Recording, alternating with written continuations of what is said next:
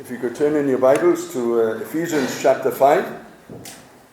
And I don't normally have long readings. It's a bit longer than usual, from verse 15 through to chapter 6, verse 9. It's quite a lengthy little read. Ephesians chapter 5 from verse 15.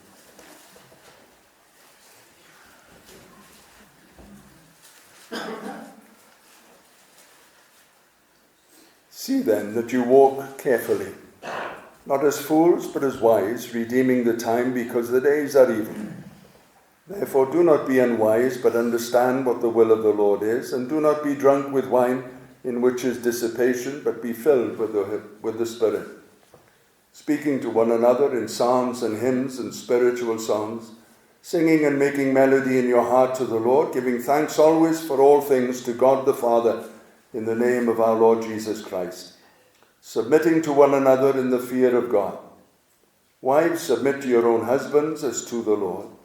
For the husband is the head of the wife, as also Christ is the head of the church, and he is the Saviour of the body. Therefore, just as the church is subject to Christ, so let the wives be to their own husbands in everything. Husbands, love your wives, just as Christ loved the church and gave himself for her, that he might sanctify and cleanse her with the washing of water by the word, that he might present her to himself a glorious church, not having spot or wrinkle or any such thing, but that she should be holy and without blemish. So husbands ought to love their own wives as their own bodies. He who loves his wife loves himself. For no one ever yet hated his own flesh, but nourishes and cherishes it, just as the Lord nourishes and cherishes the church. For we are members of his body, of his flesh, and of his bones. For this reason, a man shall leave his father and mother and be joined to his wife, and the two shall become one flesh. This is a great mystery, but I speak concerning Christ and the church. Nevertheless, let each one of you in particular so love his own wife as himself, and let the wife see that she respects her husband. Children, obey your parents in the Lord, for this is right. Honor your father and your mother, which is the first commandment with promise, that it may be well with you, and that you might live long on the earth. You fathers, do not provoke your children to wrath, but bring them up in the training and admonition of the Lord. Bondservants or slaves, be subject to those who are your masters according to the flesh, with fear and trembling, in sincerity of heart as to Christ, not with eye service as men pleasers, but as bondservants or slaves of Christ, doing the will of God from the heart, with good will doing service as to the Lord and not to men, knowing that whatever good anyone does, he will receive the same from the Lord, whether he is a slave or a free. And you masters, do the same things to them, giving up threatening, knowing that your own master also is in heaven, and there is no partiality with him. Here we are. Well, if the gospel is true, if it's so life-changing, there are three places where Paul says it should be found. When you think of all the wonderful things, the privileges, the blessings that go on in chapters 1 to 3, and he says, now it should make an impact on people in a very personal way. If the gospel is true, if what I've said is right, then we should see evidences of it in certain places. And the first place, he says, surprisingly in one sense, is in the church. We should see it there. There should be evidence that there has been a changed life. And then he goes on to say the second place is in the home, that there should be changes made. And then finally, in the workplace, there too, there should be evidence. If this gospel is true, then we should find evidence of it in the workplace as well. And so Paul writes a letter which in today's language, the modern world would find it so very, very difficult. His words were so radical at this time. He is being criticized that he never approached the subject of slavery in the sense of abolishing it. But you see, times were different then. He was a minority. In the times of Wilberforce, when he brought forth the slavery laws or the anti-slavery laws, the consensus of the public opinion was that it was wrong. And so they were able to take it through government. But Paul never had that opportunity to do that. It's not that he considered it right that a man should be a slave, or a woman should be a slave, or a child should be a slave. It's that what we've got to do, we've got to deal with these things as we're in them there and then. And so in the church, in the home, and in the workplace, there should be a relevance of the gospel of changing people's lives. I don't know what's happened to my eyes of late. It keeps looking at that part where you're not supposed to look, really, where the funny glass meets the normal glass. And I'm looking at that, so I've got about 180 of you in here at the moment. There we are. That's the way to build up the congregation, I suppose, isn't it? We're more double lenses, or whatever you call it. The church, what's the church to be? It's to be a singing church. It's to be a church that is filled with joy, whose melodies ring within the courts of heaven. They can be songs within the heart, as it says here, or they can be audible for songs. But the church should be a happy church. Then it goes on to say that the church should be a thankful church for all things. How do we get around that one? That's quite radical, isn't it? Quite radical. Giving thanks to the Father for all things. And then he says, I'll use the positive side of it, because if we use it today in the negative side, people immediately think of being put down. It was a church that uplifted people. Paul calls it a submissive church. Submit yourselves one to another in the reverence or in the fear of God. And so the church would be a lifting up church. In Philippians chapter 2, verse 3, he says this, let nothing be done through selfish ambition or conceit, but in lowliness of mind, let each esteem others better than himself. Let each of you look out not only for his own interests, but also for the interests of others.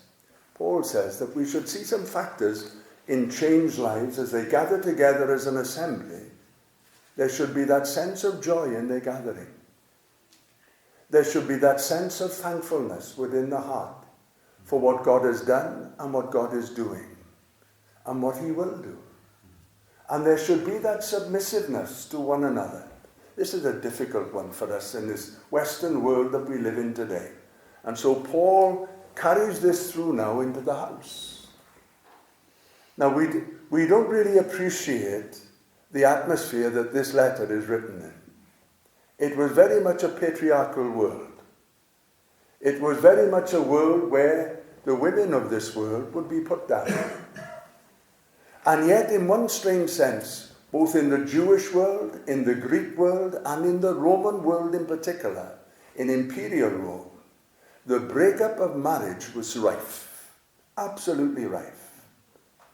There was nothing that was holy. The strange thing is, when Rome was a republic, that's before the imperial emperors took over.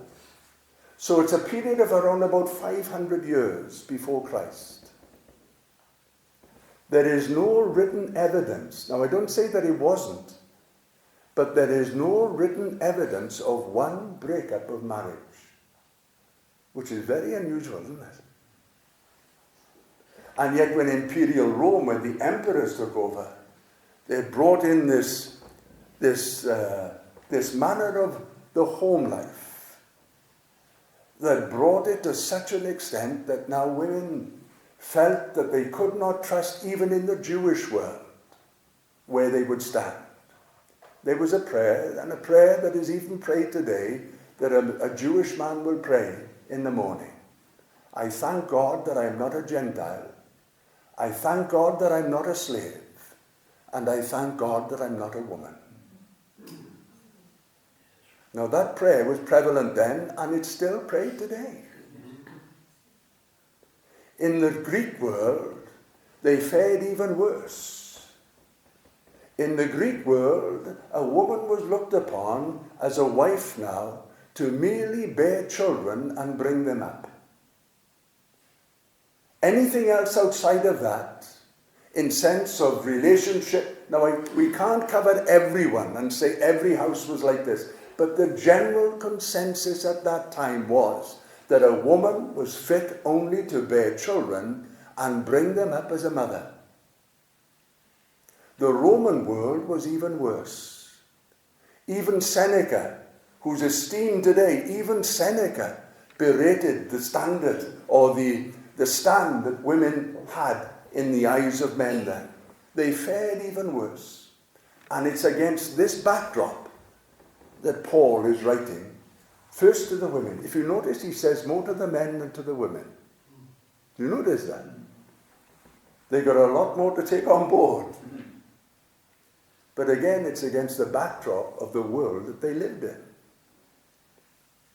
We find within the church that we are to submit to one another.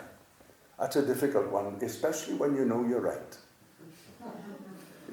It's so difficult, isn't it? To submit to one another. To esteem someone better than yourself. And yet that's what Paul says should be the attitude within the church. That there should be, let's not look at it in the negative side. Let's look at it at the positive side. There should be that spirit that lifts people up within our hearts, not bring them down. And so Paul transfers now into the home. He moves into the home. And in a world where women found it so hard to trust the men of this world, be they Jewish, be they Greek, or be they Roman, Paul says, now this is what I want you to do. I want you to submit yourselves to your husbands as if they're the Lord. That's what he's saying to them. Submit yourselves to your husbands as to the Lord. In other words, behave in a manner that portrays your husband as the Lord. So what you would do for him, the Lord now, you would do for your husband. It's as brief as that is his instructions to the wives. And we must really get it into our hearts to understand that women so mistrusted the conventions of their day, no matter what culture they came from, the feeling within the heart was this. In Rome at this time, especially amongst the wealthy, the years were not normally dated, say for instance, 10 AD. I'm not saying that's how they did it, but it was instant, or it was normally dated by the name of the husband that you had that year. That's what it was like. And so Paul says, now look, I want you to put these things aside. And I want you to look at your husband as if he's the Lord. And submit yourself to him. Respect is a good word that fits in here. And so he turns and says to the husbands, now if they are to respect you, you husbands, if they are to look upon you as the Lord, you husbands need to love them as the Lord loved the church and gave himself for it, or for her. This is not a controlling love. We just caught a glimpse of Country File, and it was saying about the abuse that goes on in the countryside. Abuse within the home now. Husband against wife, or wife against husband, or against children, or whatever. And it was saying there the different things, a controlling attitude that they had. Decisions being made to control, almost like playing chess, making one move ahead to control the situation. Paul says, no, we are not to be controlling. We are to be sacrificial in our giving. Judith bumped her head on Friday. As I was closing the boot door, she walked in and said, don't shut the door, but it was too late. I was bringing it down. And I was a bit concerned, first of all, because I thought I was looking for blood on the floor, because it was a bit of a thump, and I was expecting. But then I said to her, well, walk it off now, Jude, come on, shake yourself, and that type of thing. Anita and Joyce said there wasn't much sympathy there. This type of love is a sacrificial love that is willing to give everything. It's a love that is the same love, unusually so. It's the same love when it says, as Christ loved the church. It's that love there is emotion in love, but this love is founded upon a decision of the will. It's that love that agape. That's the decision that is made within to love. I'm willing to give all. And so Paul, writing to this husband-wife relationship, to this home relationship, he says, look, we've got to set it right in the church when we come together. There needs to be that sense of joy, that sense of thankfulness, that sense of people being lifted up, that you esteem them, that you think highly of them. And then in the home, wives, respect your husbands. And husbands, love your wives just as Christ loved the church and gave himself for her. It's a sacrificial love. It's not a love that is just seeking to control. Verse 26 says we are to love our wives in such a manner that they feel the better for it. Judith says sometimes to me, and I'm quoting because we have a little chat now and again. And she says, if I don't talk, you don't talk. And I disputed the fact. But so very often, we can feel after leaving the company of our partners and just ask the question, well, what was all that all about? And so this love that Paul is speaking of, that is coming from the husband, is to make the wife feel the better for being with him. Now it talks here of cleansing. I'm not talking about a wife being cleaned up. I don't mean that. But it talks of being without blemish, without spot in the eyes of the beholder. Judith is worrying at the moment because there are a few lines appearing. Without spot or wrinkle, or anything.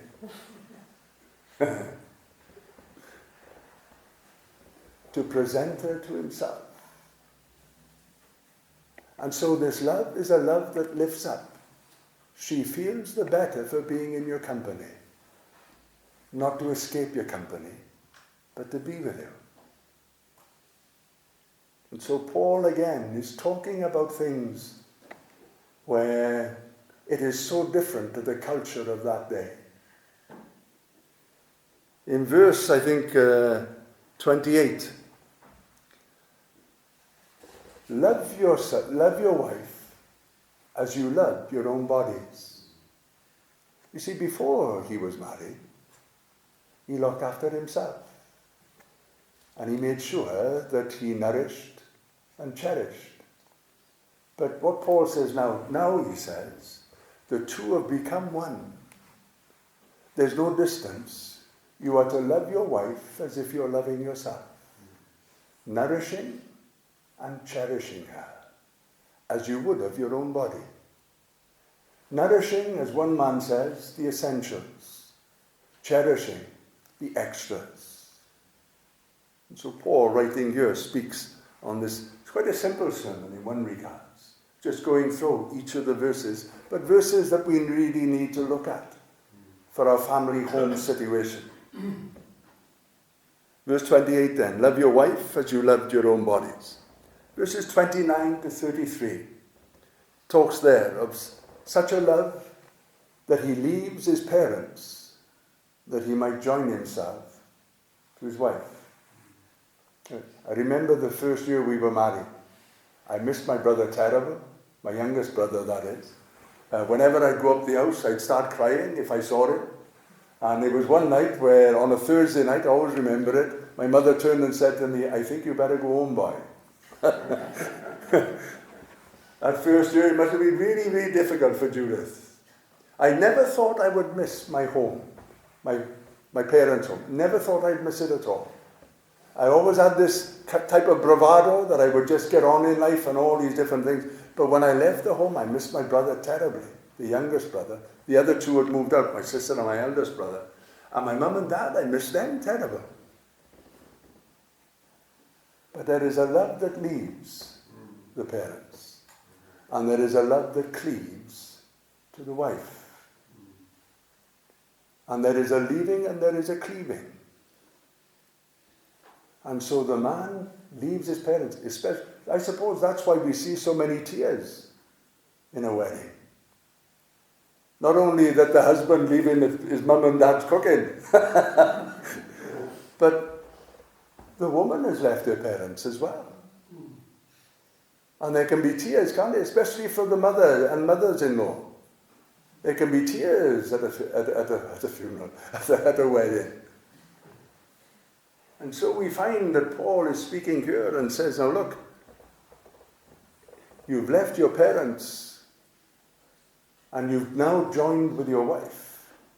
Cleave to her. Cleave to her. He speaks in closing comments, he says, husbands, love your wives. Wives, respect your husbands. And then he moves on to the children. Children, he says, obey your parents, for this is good. I think in Colossians it says this is well-pleasing to the Lord. But the same principle again of love and respect is moved within the relationship between the parents, especially the father and the children. Because if you thought it was bad enough for women in that day, it was even more unstable for children. There's evidence of a letter that was written, a passionate letter, a letter that is filled with love of husband to wife. The husband is far away in Alexandria and she is in Rome. And he's written to her. And he knows of her pregnancy, of her bearing a child. And so he writes to her. And he tells her how much he loves her and tells her that how much he cares for her. And this is what he says there. Good luck with the childbirth. If it's a boy, let's be thankful. If it's a girl, cast her out. Now we've come across this when Barry Tyler went to India, where there were girls whose limbs were purposely broken that they might beg in the street. Purposely deformed. Now whether that's the case now, I don't know. But certainly in Barry's day, when he went out in the 80s, that was something that he brought back that shocked him. And so we find concerning this year that Paul says, fathers, do not provoke your children to wrath. I was watching the youngest grandson yesterday with football, little Finn. And the guy who coaches the team was reffing. And the difficulty when you're reffing the match and you're the coach of the team and your son is playing up front. Everything that the boy did wrong, he publicly rebuked him. Shouted out. We'll call his name Neil. Neil, you can't just stand there. You've got to create space. Neil, you've got to come back. Neil, you've got to call to the players. Let them know that you were there. Neil, don't be afraid to have a shot. All those things were going on all the time, constantly through the match. The boys scored 2 or I think 3 goals in the second or the final quarter of that game. Not once did the father, who is the coach, who is the referee, said, well done. All he did was this, looking to his wife on the touchline, he just punched the air like that. The boy is completely oblivious to any credit coming from the father to him. All he's aware of is the criticisms, the public denunciations there in front of him. Now Paul says, do not provoke your children. Don't discourage them. Bring them up. I remember when that one coach in Newark, with the university college then, where Mark was, and he wasn't happy that Mark was playing for Pontypridd in rugby. And so he turned and said to him, you need to be playing for the university. But permission had already been granted before this man came in. And of course, Mark had gone there to play golf, not to play rugby. So he was playing for the university in rugby, in golf, but not in rugby. But that was with permission. And I remember Mark coming home, and he said, Dad, he's told me that he can make things difficult for me. It's a thing to say, isn't it? It's a thing to say. Now, I rarely got involved, especially as the boys got older. I rarely got involved. And I rang the man up, and I said to him, why don't you let the boy dream that he can play golf or rugby? Why have you got to control this situation to such a degree that I understand you threatened him to say you can make things difficult for him? And a parent is there to lift up. There are times for discipline. That becomes clear when we read through the Bible. But the parent's job is to lift up. Yes, my two boys, they make mistake. Jeremy's birthday tomorrow. And I wrote on it right at the end. Because he was looking for something from us. I said, from Mum and Dad, the proudest of parents, but not the most generous.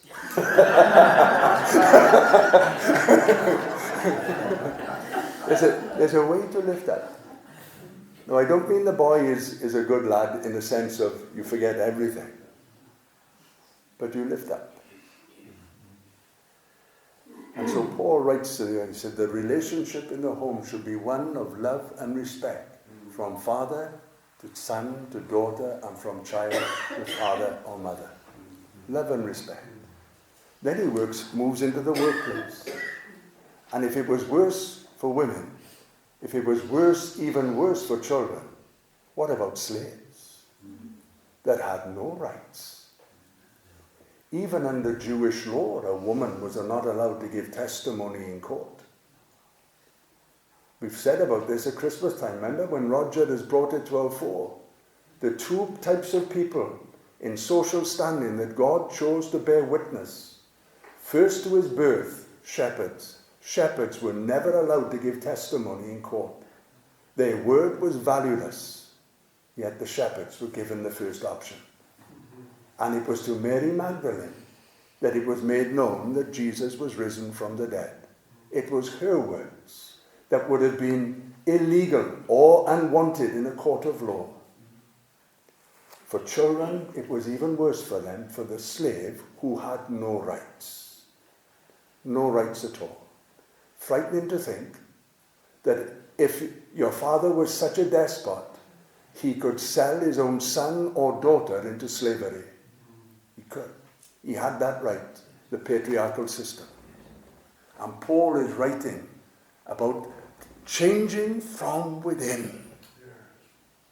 Not making a law. They've made laws upon laws upon laws, and abuse still goes on. Changing it from within. Becoming something that you weren't before. As the old Negro lady said, I ain't what I used to be. No, I ain't what I want to be. I ain't what I ought to be. But I know this, I certainly ain't what I used to be. And that's the change that goes on in a Christian's life. Slaves, respect and honor your masters. Sounds strange, doesn't it? And you masters, you likewise do the same. Now there were relationships with the master-slave relationship where they became almost family members. They loved them deeply sometimes. But generally, a slave was a slave. And don't think the slave was always someone that had whips on the back, scars like that. You could be a doctor and be a slave. You could be a tutor and be a slave. You could be someone of great qualification and standing in the sense of society, but you're still a slave. 60 million of them in the Roman Empire at that time. 60 million slaves. Can you imagine if Paul became Spartacus and said, right, let's break this down? There would have been chaos. Absolute chaos. So he said, what we'll do, Just like that little girl said when she was throwing in the starfish on the beach one day. And that fella walked up to her and said, well, there's so many of them. It's not going to make a difference. And she picked up one little starfish and said, it'll make a difference for him, and threw him in. And that's what Paul is seeking to do here. Make the difference for one. Change one master. Change one slave. Change one son. Change one daughter. Change one mother. Change one father. Change one wife. Change one husband. Change them, and it replicates itself. When they rededicated their life, the boys said this: there was a change in the household, they being Roger and Dorothy. There was a change in the household. The atmosphere changed. The things that seemed so important then were not important anymore. And there was a radical change. Change the man, change the man, change the woman, change the child, change the slave, change the master. When the gospel really works, you see changes in the church. When the gospel really works and is received, you see changes in the home and you see changes in the workplace. All of it based upon two words: love and respect. If you break down the 10 Commandments, you break it down, this is what it is: love and respect. 10 Commandments, exactly the same principle. It's love for God and respect for Him. And respect for those around you. Well, time's gone. Let's move on. We would say it's about rights today. The Bible says it's not rights, it's responsibilities. Responsibilities. Great talk about the Brexit thing, isn't it? About the maintaining of rights, understandably so. But it's not rights that's what God's looking for. It's not what this country can do for you. It's what you can do for this country, was Mr. Kennedy's words on his inaugural speech, wasn't it? Not what we can do for you. What can you do for us?